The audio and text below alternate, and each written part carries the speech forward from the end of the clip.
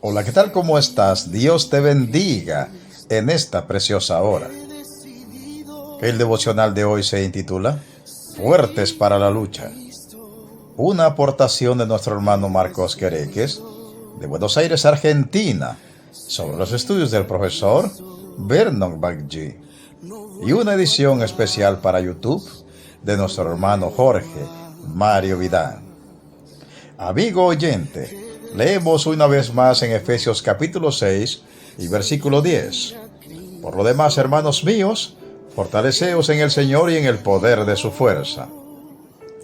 Así que como hay una lucha cotidiana para aquellos que se encuentran en Cristo, y como los enemigos que enfrentan son en verdad formidables, entonces es imperativo que obedezcan el mandamiento de Pablo que sigue a continuación.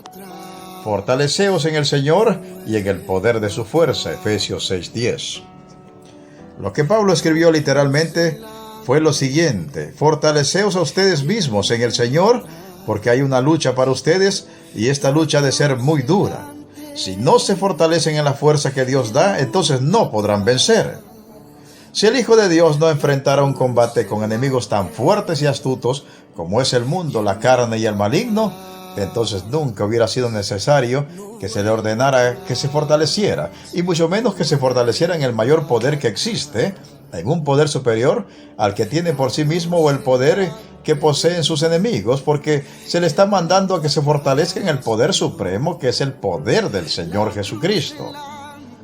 Probablemente Pablo tomó la idea de fortalecerse en el Señor de 1 Samuel 36, donde se dice que David se fortaleció en Jehová su Dios.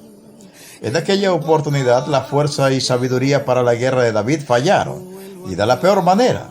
Mientras David y sus guerreros no estaban, vinieron unos merodeadores amalecitas, prendieron fuego a su ciudad y se llevaron como cautivos a todos los que habían en la ciudad, incluyendo las mujeres y los niños. Los hombres de David quedaron consternados y abatidos anímica y moralmente. Se sentían en amargura extrema, pero pasaron prontamente de la tristeza a la ira en contra de David. Le culpaban de todo y hasta planearon asesinarlo. Pero en su peor momento, como dijimos, David se fortaleció en el Señor. David se angustió mucho porque el pueblo hablaba de apedrearlo, pues todo el pueblo estaba en amargura de alma, cada uno por sus hijos y por sus hijas, mas David se fortaleció en Jehová su Dios. Así que David se fortaleció en el Señor, y usted debería hacer lo mismo cuando todo se le pone en su contra, cuando su fracaso no parecería que no puede llevarlo más bajo de lo que ya le ha llevado, incluso cuando aquellos que le apoyaban ahora le han retirado su confianza y planean deshacerse de usted. ¿Y qué sucedió inmediatamente luego de que David se fortaleció en el Señor? Entonces consultó al Señor. Dijo David al sacerdote Abiatar, hijo de Ahimelech: yo te ruego que me acerques el éfod. Y Abiatar acercó el éfod a David, y David consultó a Jehová diciendo: ¿perseguiré a estos merodeadores? ¿Los podré alcanzar? Y él le dijo: síguelos, porque ciertamente los alcanzarás, y de cierto librarás a los cautivos. 1 Samuel 38:9.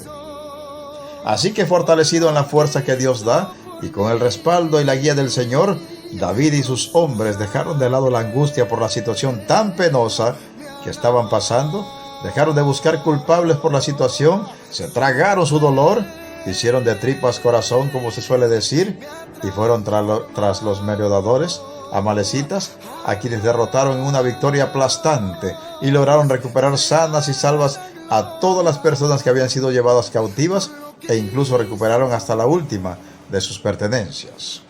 Y no les faltó cosa alguna, chica ni grande, así de hijos como de hijas, del robo y de todas las cosas que les habían tomado. Todo lo recuperó David. 1 Samuel 30:19.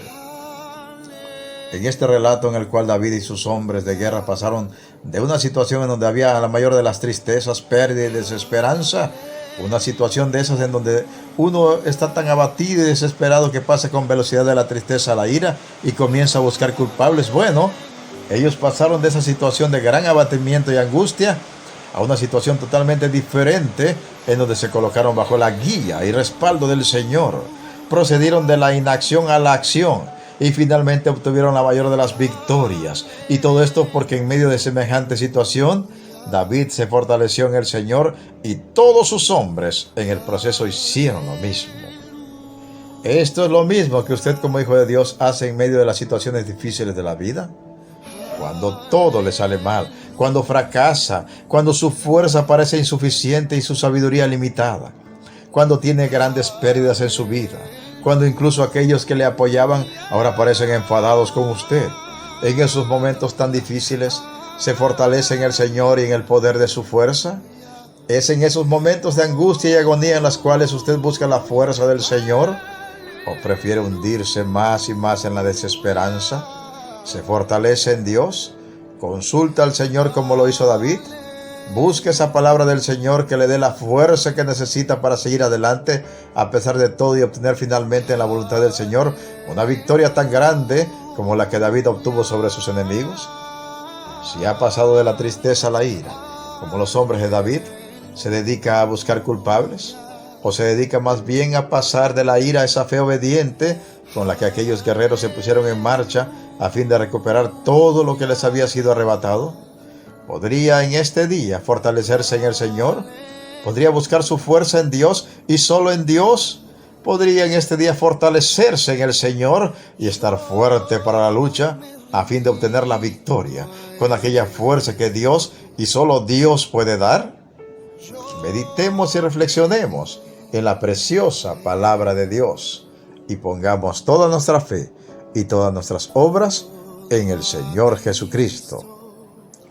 Se despide de ustedes un siervo de Cristo y servidor de todos, Pedro Navarro Cartagena, desde los estudios de grabación de la Iglesia Cristiana, La Viña de Jesucristo, ubicada en Progreso, Yucatán, México. ¿Y sabes qué? La mejor noticia, Cristo viene pronto. Preparémonos para volver a casa. Amén, amén y amén.